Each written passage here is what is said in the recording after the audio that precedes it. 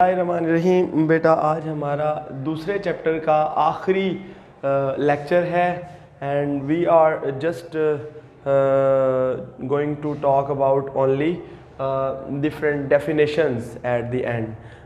एक तो जो ये थ्योरी और लॉ है, ये बेसिकली जब आप किसी हाइपोथेसिस को सही या गलत एक्सपेरिमेंट की बुनियाद पे साबित कर लेते हैं, उसके बाद वो एक थ्योरी बन जाता है। यानी ये तो एक तरह से बायोलॉजिकल मेथड में इंक्लूडेड है, और ये कुछ टर्म्स ऐसी हैं जो आपने बायोलॉजिकल मेथड के अंदर पढ़ी तो थी, लेकिन मतलब सिर्फ नाम पढ़े थे और इनकी कोई एक्सप्लेनेशन नहीं की थी। यहाँ पे हम उसके बारे में थोड़ा थोड़ा पढ़ेंगे ताकि कोई भी बायोलॉजिकल मेथड में हमारी कोई चीज़ मिसिंग ना हो जाए। तो अगर हम गौर करें बेटा थ्योरी, तो एक बात आपने याद रखनी है कि जब भी हाइपोथेसिस के ऊपर, मैंने कहा था हाइपोथेसिस को रिजेक्ट या एक्सेप्ट करने के लिए बेटा ज़ूबिया क्या चीज़ ज़रूरी है? नहीं, हाइपोथेसिस को किस बुनियाद पे रिजेक्ट किया जा सकता है? नहीं, वो तो सही है, एक्सपेरिमेंट की बुनियाद पे। मैंने कहा था experiment is the most important and basic step in the biological method. If you are going to reject or accept the hypothesis, आप सिर्फ उसके ऊपर एक्सपेरिमेंट करेंगे। सही है, एक्सपेरिमेंट करने के लिए पहले डिडक्शन बनाए, वो अलग बात है। सही है, तो ये आपने पढ़ लिया कि किसी भी हाइपोथेसिस को, जब एक हाइपोथेसिस रिजेक्ट नहीं होता और एक्सपेरिमेंट्स उसको सपोर्ट करते हैं, एक्सपेरिमेंट उसको पास करते हैं, तो वो हाइपोथेसिस एक थियरी बन जाता है। सही है, सो अ हाइपोथेसिस, ठीक है जी, सपोर्टेड बाय एक्सपेरिमेंट्स फाउंड, अच्छा कॉमा यहां जरूर लगाना है, फाउंड टू बी करेक्ट। किताब में इसकी डेफिनेशन इस तरह लिखी हुई है, a hypothesis which stands the test of time, often accepted and never rejected, is called a theory। वो बात भी ठीक है, लेकिन found to be correct by, या आप यहाँ पे लिखें supported by experiment भी आप काट दें, a hypothesis which is found to be correct after rigorous testing। तो ये आप बेटा जो है ना, रिगरस टेस्टिंग एंड एक्सपेरिमेंटेशन, आप ये लफ्ज़ जो है अगर इंक्लूड कर देंगे तो बड़ा अच्छा हो जाएगा। इस कार्ड थ्योरी कैसे बेटा, आपने एक हाइपोथेसिस दिया था, आपने जो एक्सपेरिमेंट किया वो ठीक हो गया, तो आपने कहा कि जी मेरी बात तो ये सही है, और आपने उसको शाया कर दिया कि जी मेरा ये काम है। फिर ये भाई साहब पढ़े, इन्होंने कहा मैं देखता हूँ, इन्होंने आपके काम को रिपीट किया किसी और जगह पे, तो इन्होंने कहा हाँ वो सही कह रहे थे। इन्होंने अपने जो रिसर्च पेपर लिखा उसमें इन्होंने आपका रेफरेंस दिया कि यस उन्होंने भी ये काम किया हुआ था और मैंने भी ये किया है, तो बाकायदा ये ठीक है। फिर इसी तरह एक तीसरी साइंसदान है कि दुनिया के किसी और खित्ते में बैठे हैं, इन्होंने भी वही चीज़ उसी तरह के इन्वायरमेंट क्रिएट करके वही वाला एक्सपेरिमेंट किया, इनको भी पता लग गया कि हाँ जी ये बात भी ठीक है। यानी एक ऐसा हाइपोथेसिस जिसको बार बार मुख्तलिफ साइंसदान जो है वो, अच्छा एक और बात भी याद रखिएगा, कई दफ़ा कुछ ऐसे हाइपोथेसिस होते हैं जो उस दौर में सही साबित हो गए। बेटा अभी सर दर्द हो ही जा रहा है तो नीचे चल जाओ प्लीज़, चले जाएं आप, वो दवाई शवाई ले लें। सही है, तो जो हाइपोथेसिस बार बार उसके ऊपर टेस्टिंग हो टाइम के साथ साथ, और ये नहीं है कि वो आज के दौर में तो सही है, आज से 10 साल या 40 साल बाद वो सही ना हो, गलत साबित हो जाए।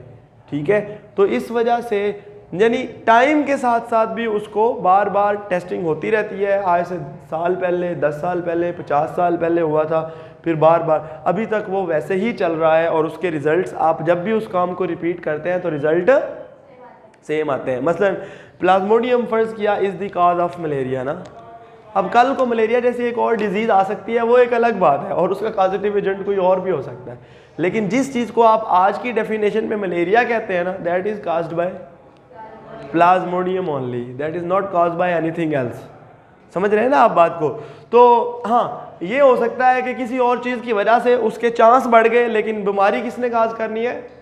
मलेरिया, प्लाज्मोडियम ने ही बीमारी काज करनी। ठीक है ना जी? तो ये आपको लग गया पता कि हाइपोथेसिस जिसको बार बार टेस्टिंग करी जाए और वो रिगरस टेस्टिंग के बाद भी सही साबित हो और एक्सपेरिमेंट्स उसको सपोर्ट करें, उसको हम थ्योरी कह देते हैं। सही है जी। और उसके बाद फर्ज किया देन बेटा साइंटिफिक लॉ, ये अब इसकी एडवांस फॉर्म है। अच्छा एक बात आप पे इंटरेस्टिंग बात है, एक लफ्ज़ किताब में लिखा हुआ है ए प्रोडक्टिव थ्योरी, या शायद एफएससी की किताब में लिखा हुआ है प्रोडक्टिव थ्योरी। प्रोडक्टिव थ्योरी हाँ लिखा हुआ है। हाँ प्रोडक्टिव थ्योरी क्या होती है बेटा, अगर मैं आपको ज़रा साइड पे इसके बारे में बल्कि यहीं पे बता देता हूँ। यानी प्रोडक्टिव थ्योरी उस थ्योरी को कहते हैं which can lead to further hypothesis. आप ये समझ जाएं, यानी वो अबाउट अदर फिनोमिना, नेचर के जो दूसरे फिनोमिना हैं, मतलब जिस तरह आप अक्सर जगह पे कहते हैं ना फलां थ्योरी के मुताबिक ये है, तो अब मैं इसको अप्लाई करने लगा हूँ। सही है, केमिस्ट्री में भी फिजिक्स में भी आप इस तरह करते हैं। यानी असल में क्या है कि एक प्रोडक्टिव थ्योरी ऐसी थ्योरी होती है कि आपकी बात तो ठीक है, पर अगर आपकी बात ये जो आपका हाइपोथेसिस अब वो थ्योरी बन चुका है, तो अगर आपकी थ्योरी ये है तो उस चीज को आपकी थ्योरी किस तरह एक्सप्लेन करेगी। सही है, और आपकी थ्योरी को बेस बना के किसी और चीज के ऊपर, मसलन इसकी एक एग्जांपल हल्की सी ले लें, वैसे तो अभी एग्जांपल इस तरह की नहीं है, आप समझे कि फर्ज किया, आपने कहा जी plants have the nucleus, plant cells have nucleus. तो अगर आपने ये कह दिया प्लांट सेल्स हैव न्यूक्लियस, अब आप गौर करें तो आप जिस चीज को भी दुनिया में प्लांट कहते हैं ना, उनके अंदर न्यूक्लियस होना चाहिए। या सिमिलरली एक और बात इसमें ले लें आप कि जिस चीज को भी आप प्लांट के जैसा कहते हैं, मसलन अगर आप कहें कि फलां जो प्रोटिस्टा हैं, अब आप पढ़ेंगे उनके अंदर प्लांट्स की तरह के कैरेक्टर हैं, तो आप ये समझेंगे कि इसका मतलब है वो भी अपनी खुराक खुद बनाते होंगे। जिस तरह प्लांट्स अपनी खुराक, प्लांट्स के अंदर क्लोरोफिल होता है, उनके अंदर भी हो सकता है क्लोरोफिल होगा। तो आपको अंदाजा हो जाता है। यानी एक ऐसी थ्योरी जो आपको दूसरी किसी चीज के बारे में, दूसरे किसी फिनोमिना ऑफ नेचर के बारे में भी थोड़ा बहुत एक्सप्लेन करती है। मैं इसकी एक और एग्जांपल लेता हूँ। अभी फर्ज किया, आपने कहा जी जो नोवेल कोरोना वायरस जो आजकल आए हैं कोविड-19, ये बेसिकली क्या है, it is a corona virus. Corona virus एक पूरी वायरस की फैमिली है, कोरोना वायराइडी, ये उसका एक मेंबर है। उसके अंदर 4 डिफरेंट जीनस हैं, अल्फा, बीटा, गैमा और डेल्टा कोरोना वायरसेस। तो ये डेल्टा वाली कैटेगरी है जिनका बारे में कुछ पता नहीं, पर आपको ये पता होना चाहिए कि ये कोरोना वायरस है और ये आरएनए वायरस है। तो अब आप समझ गए, किसी बंदे ने पहले एक सार्स वायरस आया था, सीवियर एक्यूट रेस्पिरेटरी सिंड्रोम थी, ये भी चाइना से ही निकला था। ये वाला वायरस बेसिकली कोरोना वायरस था, ये इंसानों की एक बड़ी सख्त बीमारी थी। तो मुझे एक बात बताएं, आपको पता चले कि ये उससे मिलता जुलता है, ये भी वही वायरस है वो भी, तो आपको पता है अच्छा उसकी ये खसूसियात थी, इसकी भी वही होंगी। अच्छा फिर आप ये नहीं करेंगे, ये तो बेस है, अब आप कहेंगे उसको जैसे कंट्रोल किया गया, उसकी वैक्सीन जैसे तैयार की गई, अगर मैं वैसे इसको भी प्रोसीड करूं तो शायद मेरी वैक्सीन तैयार हो जाए। समझ गए ना, एक प्रोडक्टिव थ्योरी जो होती है वो दूसरी चीज़ों के बारे में भी इंफॉर्मेशन प्रोवाइड करती है, और इंफॉर्मेशन ना भी प्रोवाइड करे तो उसकी तरफ रास्ता खोलती है। समझ गए आप बात को? ये है बेटा थ्योरी की डेफिनेशन और प्रोडक्टिव थ्योरी का हिसाब किताब। अब लॉ की बात करें तो एक ऐसी थ्योरी जिस, अच्छा जब एक थ्योरी कोई चीज़ बन जाती है ना, किसी ने कोई थ्योरी पेश कर दी किसी साइंस की बड़ी कॉन्फ्रेंस के अंदर कि जी मैं तो ये, तो इसके पीछे इतने टेस्ट मैंने किए हैं, इतने हज़ार टेस्ट इस भाई साहब ने किए हैं, इतने हज़ार टेस्ट फलां जगह पे हुए हैं, इतने फलां मुल्क में हुए हैं, उन सारों के रिजल्ट की बुनियाद पे मैं ये थ्योरी पेश कर रहा हूँ कि ये बात ऐसी है। अब साइंसदान जो साइंटिफिक कम्युनिटी होती है वो उसकी तरफ ज़रा ज़्यादा गौर से देखना शुरू कर देती है कि या वाह वाह, अगर तो इस बंदे ने इस पर इतना काम किया, या तो मैं इसको गलत साबित करूं या फिर मैं इसमें मजीद डीपली देखूं चीज़ों को। तो साइंसदान बहुत ज़्यादा उसके ऊपर टेस्टिंग शुरू कर देते हैं। ठीक है, जब बहुत ज़्यादा टेस्टिंग हो जाए उसके ऊपर और एक वो जो 100% वो बिल्कुल वैसे के वैसे ही सही साबित हो ही जाए, एक थ्योरी सही है, और वो हर कंडीशन में एप्लीकेबल भी हो। पहली बात, उसके ऊपर पहले से ज़्यादा एक्सपेरिमेंट्स हो। नंबर 2, वो भी टाइम के साथ साथ सेम रहे, सही है, नंबर 3 वो भी क्या उसको कहेंगे हम कि वो भी टाइम के साथ साथ सेम रहे, और नंबर 3 वो भी एक अटल हकीकत बन जाए, हर तरह की कंडीशंस में वो वैसे ही काम करे, तो उसको हम कहते हैं लॉ। क्या कहते हैं भाई? मसलन इसकी एग्जांपल लें, मुर्गी के अंडे में से बच्चा 21 दिन के बाद ही आता है,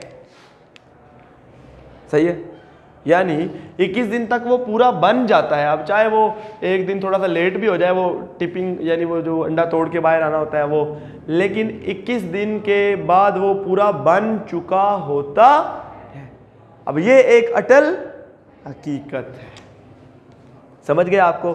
तो ये है बेटा कि यानी एक ऐसी थ्योरी, इसमें डेफिनेशन में क्या लिखा है, basically a theory which survives the rigorous testing and is supported by further experimentation becomes a scientific law। बस वो किताब की डेफिनेशन आपने ऐसा ज लिखनी है, लेकिन एक एक्स्ट्रा बात लिखनी है, वो क्या है? a law is a scientific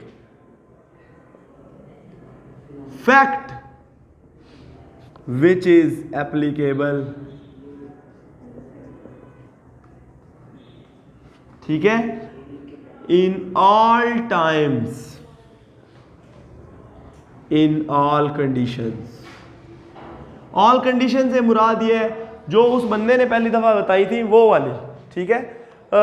मुर्गी के वो, खैर ये तो मैंने आपको एग्जांपल दे दी। 2 एग्जांपल्स बेटा लिखी हुई है किताब में भी, और उनमें से एक है मेंडल्स के 2 कवानीन है, ये को कितने को वो है, हम इनके बारे में पढ़ेंगे। मेंडल्स लॉज ऑफ इनहेरिटेंस, ये 2 लॉज हैं, इनके नाम भी आप लिख लें। अगर बाकी लोग सिर्फ ये लिखेंगे मेंडल्स लॉज ऑफ इनहेरिटेंस यानी जेनेटिक्स के ऊपर है, तो आप अगर उनके नाम लिख देंगे तो पहले का नाम है Mendel's law of segregation, GATION segregation, और दूसरे का नाम है Mendel's law of independent assortment, ASSORTMENT, ठीक है। और तीसरा जो एक कानून है बायोलॉजी के अंदर, that is the Hardy-Weinberg theorem, Hardy-Weinberg law. ये जीन फ्रीक्वेंस, तीनों ही जेनेटिक्स के हवाले से हैं। अच्छा एक बात इधर देखें, बायोलॉजी के अंदर ना जो लॉज है ना उनकी तादाद बहुत कम है। आप फिजिक्स के अंदर देखें, केमिस्ट्री के अंदर देखें, तो आपको काफ़ी सारी चीज़ें मिल जाती हैं, क्योंकि बायोलॉजी के अंदर ना जिंदा चीज़ें बड़ी अनप्रिडिक्टेबल होती हैं। जैसे जैसे इन्वायरमेंट बदलता है ना, वैसे वैसे जिंदा चीज़ों की खुसूसियात में भी कुछ ना कुछ तब्दीलियाँ आती रहती हैं, और कुछ चीज़ें जो किसी दौर की बहुत बड़ी थ्योरीज थी और वो बहुत काम चलती थी, वो अब शायद एप्लीकेबल नहीं है, because the time has gone and the different environment has appeared. समझ आ गई बेटा बात की? तो ये इसलिए बायोलॉजी के अंदर ये एक कोई कभी कभी एक सवाल पूछा जाता है कि बायोलॉजी के अंदर लॉज इतने कम क्यों हैं? Because there is the change in the characteristics of the living organism with the passage of time according to the environment. जैसे जैसे इन्वायरमेंट में तब्दीलियाँ आती हैं, वैसे वैसे जिंदा चीज़ों की खुसूसियात में भी कुछ ना कुछ बदलाव आता रहता है। अब आते हैं डाटा। अब ये 4 डेफिनेशंस हैं, एक तो हमने पहले पढ़ी भी हुई है, लेकिन ये मैं चारों लिख देता हूँ ताकि आप इसको कभी कंफ्यूज ना करें, इनमें से शॉर्ट आ जाता होता है। तो अगर मैं इस पहली चीज़ की डेफिनेशन लिखूँ तो हम कहेंगे डाटा क्या है? The information collected as the result of experiment, या आप ऑफ बायोलॉजिकल एक्सपेरिमेंट लिखेंगे क्योंकि हम बायोलॉजी के स्टूडेंट हैं। बायोलॉजिकल एक्सपेरिमेंट, बायोलॉजिकल एक्सपेरिमेंट को जब आप करते हैं तो उससे जो इंफॉर्मेशन हासिल होती है that is called data.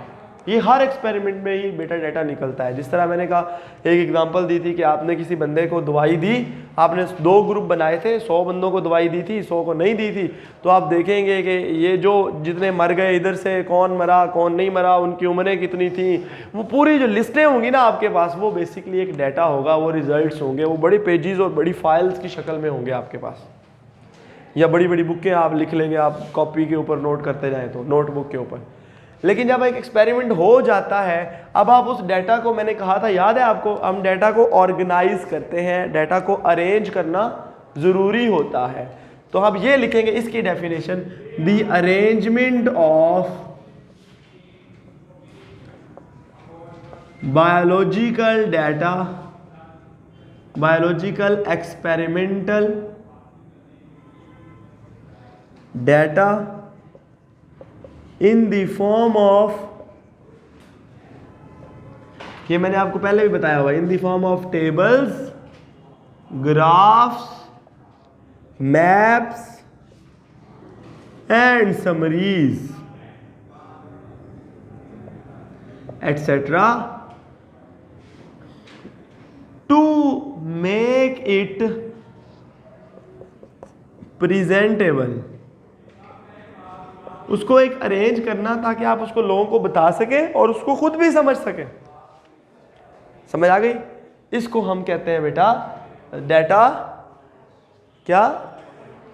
Data organisation. कि आप अपने एक्सपेरिमेंट्स को जो है उसके जो इंफॉर्मेशन हासिल होती है, हम उसको क्या करते हैं, उसको ऑर्गेनाइज करते हैं किसी शक्ल में, किसी मैप के ऊपर कि जी ये है, इस तरह इतने % है, इतने ग्राम है, इतनी पाई चार्ट्स के अंदर इस तरह, ठीक है। तो ये सारी की सारी चीज़ें बेसिकली क्या है, दी डाटा ऑर्गेनाइजेशन, ठीक है। उसके बाद बेटा डाटा एनालिसिस होता है। देखिए इधर देखिए, डाटा एनालिसिस क्या होता है, कैसे करते हैं। डाटा एनालिसिस आमतौर पे बेटा किस तरह करते हैं कि आप खुद सोचें, मैं इसकी एक एग्जांपल देता हूँ। बेटा आपने 10 बंदों को दवाई दी, ये वाली आपके पास दो, आपके ये दवाई इलाज था, याद है? आपने 2 ग्रुप बनाए, एक ग्रुप ए था, एक ग्रुप बी था। Experiment number 1। तो आप इसको, इसमें आपने 10 बंदे रखे, फ़र्ज़ किया, इसमें आपने 10 बंदे रखे, ठीक है। टोटल 20 बंदे हो गए आपके। अब आपने इनको दवाई दी, इनको भी, इनको नहीं दी, ये सारे बीमार थे, ये भी ग्रुप भी, ये भी। आपको पता है इनमें से कुछ ठीक हो गए, फ़र्ज़ किया इनमें से 5 जो हैं वो ठीक हो गए और इनमें से कोई भी ठीक नहीं हुआ। तो आपकी दवाई के इलाज कितने % हो गया? ये एनालिसिस है एक तरह का। लेकिन अब मुझे बताएं, अगर आपने एक्सपेरिमेंट करना हो, आपने कहा अच्छा जी 5 बंदे जो हैं, 10 बंदों को दवाई दी तो 5 ठीक हो गए, अगर आप 100 बंदों को दवाई देंगे तो कितने ठीक होंगे? क्या इसके लिए आप 100 बंदों को दवाई दे के देखेंगे कि 50 आप समझ जाएंगे? अच्छा चलो, अगर आपने फ़र्ज किया, आप कह रही हैं कि हम देखेंगे कि 100 बंदों को दवाई, अगर बेटा मैं कहूँ 1 लाख बंदे को, तो फिर आप दवाई देंगे? नहीं ना। आपके पास जो पुराने रिजल्ट्स होते हैं उनको अप्लाई करके, उनके ऊपर मैथ्स की टेक्निक्स लगा के आप अंदाज़ा लगाते हैं और इस तरह से आप कुछ लॉजिक्स निकालते हैं। सही है? डाटा से कोई लॉजिक निकलती है कि मैं जब भी ये दवाई दूंगा इसके रिजल्ट्स 50 से 60% के दरमियान है। एक दफ़ा आपने टेस्ट कर लिया, 2 दफ़ा कर लिया, 1000 बार तो टेस्ट नहीं करेंगे ना। अभी 10 लोगों के ऊपर, फिर 100 लोगों को, फिर 1000, फिर लाख, फिर करोड़, फिर कैसे बढ़ते जाएंगे और इतनी दवाई कहाँ से लाएंगे आप? सही है ना? तो इसलिए डाटा एनालिसिस में ये टर्म्स इस्तेमाल की जाती हैं, रेशो और प्रोपोर्शन। सही है? तो मसलन के ये देखें ना, आप रेशोज निकालते हैं, फिर प्रोपोर्शन, ये आपने मैथ्स की टर्म्स पढ़ी होंगी। किसी 2 चीज़ों को कोशेंट की फॉर्म में लिख देना, दैट इज फर्ज किया A/B, तो ये बेसिकली रेशो कहलाती है। इसको हम इस तरह भी लिखते हैं A/B ऐसे।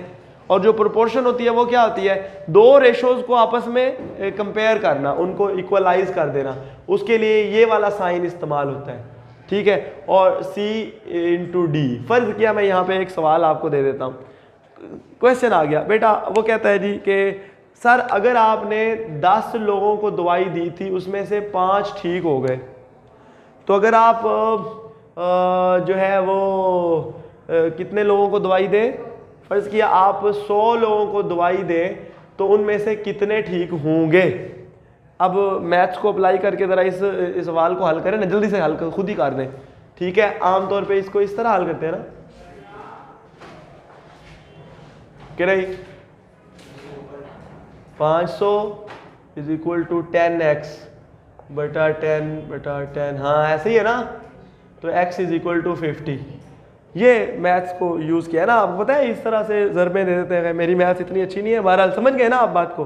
तो ये आपको लग गया पता कि ये है बेटा एनालिसिस, यानी आप कोई ना कोई टूल अप्लाई करते हैं, कोई ना कोई मेथड अप्लाई करते हैं, कोई ना कोई टेक्निक मैथ्स की अप्लाई करते हैं और उस डाटा से फर्दर इंफॉर्मेशन निकालने की कोशिश करते हैं। इसे डाटा एनालिसिस कहते हैं।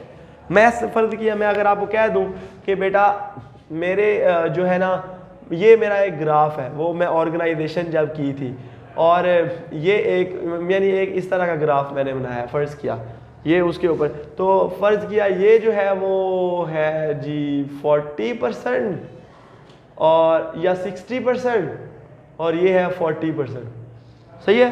फ़र्क मैंने किसी यानी कोई चीज़ ए है और कोई चीज़ बी है, उनके दरमियान का ये फ़र्क है। तो इसके ऊपर देखने से आपके दिमाग में जो शक्ल बनती है, जो विजुअल आता है, मसलन अगर मैंने कह दिया कि मेरी दवाई देने से 60% लोग ठीक हो गए, अब इसका मतलब ये होगा कि और मैंने ये कह दूं कि मैंने टोटल जो है वो 100 लोगों को दवाई दी थी या 1000 लोगों को दवाई दी थी, उसमें से 60% ठीक हो गए। ये मेरा ग्राफ जैसे ही आप देखेंगे आपको अंडरस्टूड हो जाएगा कि 400 बंदे ठीक नहीं हुए, 600 बंदे ठीक। ये है बेटा एनालिसिस, ठीक है। और जो बायोलॉजी की वो ब्रांच जिसमें हम ये ज़्यादा एनालिसिस करते हैं और उन टूल्स को अप्लाई करते हैं, उसको बायो इन्फॉर्मेटिक्स कहते हैं। दी ब्रांच, ये डेफिनेशन असल में अक्सर आ जाती है, branch of biology which deals with the study of which deals with the application of, अब तो इस पे डिग्रियां होती हैं, application of statistical and computational, computer वाली भी, computational techniques to analyze biological data is called bio। किताब में लिखी है बेटा आखिरी पैराग्राफ में, ठीक है। तो ये है आज का जो लेक्चर था वो सिर्फ इन डेफिनेशंस पे मबनी था, क्योंकि हमने ये चैप्टर कंप्लीट कर लिया है। कल हम इसकी एक्सरसाइज करेंगे और कल आपका इसका टेस्ट भी होगा इंशाल्लाह। क्या